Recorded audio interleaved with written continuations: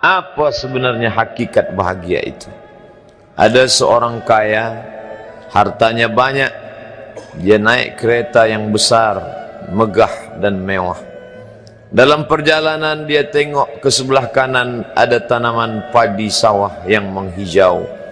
Lalu dia pandang ada budak-budak kecil membawakan makanan beserta ibunya menuju pondok di tengah sawah. Suami sudah menunggu makanan siang tiba. Apa kata orang kaya dalam kereta? Oh, bahagianya petani. Di tengah perutnya lapar, istri dan anaknya datang. Makanan tiba pada waktunya. Air minum dapat menghilang dahaga. Lapar hilang, rindu pun sirna, karena istri dan anak ada di sekitar dia. Bahagianya menjadi petani, kata orang kaya dalam kereta. Masa orang kaya berpikir bahwa dia tidak bahagia? Si petani yang bersama anak di pondok tua itu pula memandang orang kaya di atas kereta. Apa kata dia? Betapa bahagianya orang kaya naik kereta, sedangkan aku hanya duduk di pondok yang tua. Maka pada hakikatnya manusia ini dua-duanya tak bahagia. Lalu sebenarnya bahagia itu di mana? Ada seorang anak yang sedang belajar di college, university.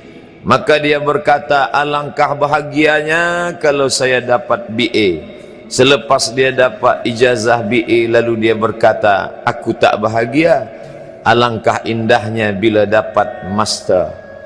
Manakala dia dapat master, dia berkata, oh, betapa bahagianya kalau dapat PhD. Selepas PhD dia berkata, susahnya PhD, belum juga dapat kerja. Selepas dapat kerja dia berkata, alangkah bahagianya kalau menikah. Selepas menikah dia berkata, aku tak bahagia sebab orang selalu tanya, dah punya anak apa belum? Selepas punya anak, dia pula berpikir untuk menikah sekali lagi. Jadi sebenarnya bahagia itu punya siapa?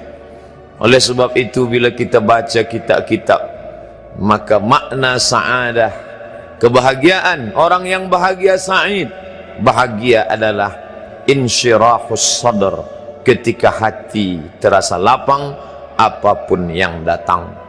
Kalaulah pelajar yang mendapatkan BA itu hatinya lapang, tentu dia bahagia. Kalaulah petani yang berada di tempat rumah tua itu hatinya lapang, tentulah dia bahagia.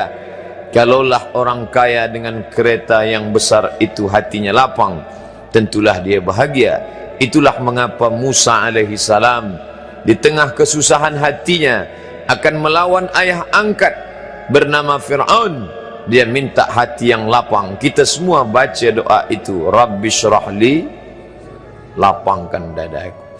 Itulah mengapa kakinya pecah berdarah, giginya patah, pelipisnya pecah, meneteskan darah, tapi dia tersenyum bahagia kerana hatinya lapang.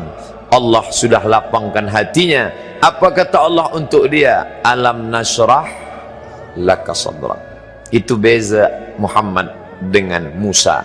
Musa meminta, Rabbi shrah li sadri wa yassir li amri wahlul 'uqdatam min lisani yafqahu qawli. Sedang Muhammad tidak meminta. Belum meminta, Allah dah bagi pada dia. Apa kata Allah?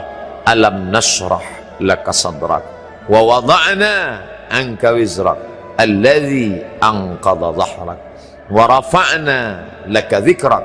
Bila kau dalam keadaan susah, dua kali Allah ulang, fa inna ma'al usri yusra, inna ma'al usri yusra. Hati lapang itulah yang membuat Haji Abdul Malik Karim Amrullah Buya Hamka tersenyum di dalam penjara. Penanya berjalan perlahan tapi pasti, maka keluarlah tafsir Al-Azhar. Hati yang lapang itu juga membuat Said Qutb tersenyum menghadapi tiang gantungan, walaupun dipenjara oleh Gamal Abdul Nasir, tapi sebelum kematiannya sempat pula menulis tafsir fi zilalil Quran, di bawah naungan bayang-bayang Al-Quran. Apa kata Said Qutb dalam muqaddimahnya? Al hayatu fi zilalil Quran ni'mah hidup di bawah naungan bayang-bayang Al-Quran itu nikmat. La ya'rifuha illa man zaqaha. Tidak ada yang boleh mengetahuinya kecuali orang yang pernah merasakannya. Maka bahagia adalah ketika hati terasa lapang. Bila kita nampak raut wajah orang yang tenang cerah, maka ketenangan bukan pada wajahnya. Bila nampak orang melangkahkan kaki dengan tenang penuh wibawa, maka ketenangan bukan pada kakinya. Bila tampak ayunan tangannya tak tergesa-gesa, maka bahagia bukan pada tangannya. Di mana letak bahagia itu? Ala fil jasadi mudghah. Ketahuilah dalam jasad ada segumpal, ada sekepal, ada sesuap. Idza salahat salahal jasadu kulluh. Kalau yang segumpal itu baik, maka yang lain ikut menjadi baik. Wa idza fasadat fasadal jasadu kulluh. Kalau yang segumpal itu rusak, maka dia pun ikut menjadi rusak. Yang segumpal itulah yang mengendalikan mata, telinga, tangan, kaki.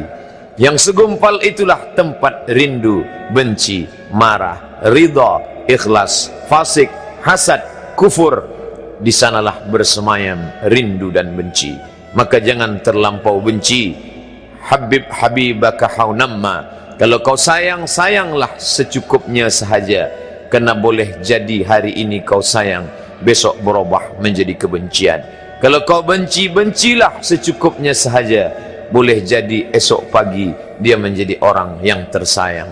Berapa banyak puan-puan berkata, siapa itu? Itulah orang yang dulu paling aku benci. Tapi hari ini masih ada juga benci, tapi tak banyak. Oleh sebab itu maka dijaga dia. Yauma la yanfa'u malun. Hari itu tak ada guna harta. Wala banun. Tak ada guna anak. Illa man atallah.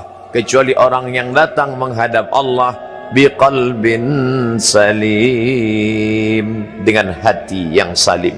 Qal, qab, lam, ba, qallaba, berbolak-balik. Qallaba, tidak selamanya bahagia. Kadang pagi hati tenang, petang datang dia pun susah.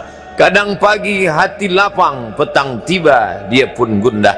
Maka apa yang dapat menolong? Ala bizikrillah. Ketahuilah dengan banyak menyebut mengingat Allah, tatma'innul qulub, maka hati akan menjadi lapang. Qalbul mu'min baina asabi'ir rahman. Hati orang beriman berada di antara jari jemari kuasa Rahman. Kalau dia hendak, dia balikkan yang senang menjadi susah. Kalau dia berkehendak yang susah, dia balik menjadi lapang. Berapa banyak orang yang tampaknya mungkin kita kata dia susah, tapi dia masih boleh tersenyum. Sebaliknya orang yang menurut pandangan zahir kita cukup segala, makan, pakai, tapi tampaknya kesenangan tak pernah singgah. Apa sebab? Kerana hati milik Allah. Dia ada dalam diri kita, tapi dia bukan punya kita. Lillahi ma fis samawati wa ma fil ard. Apa di langit, apa di bumi, milik Allah. Balikkan kepada Allah. Dari Allah, balik kepada Allah.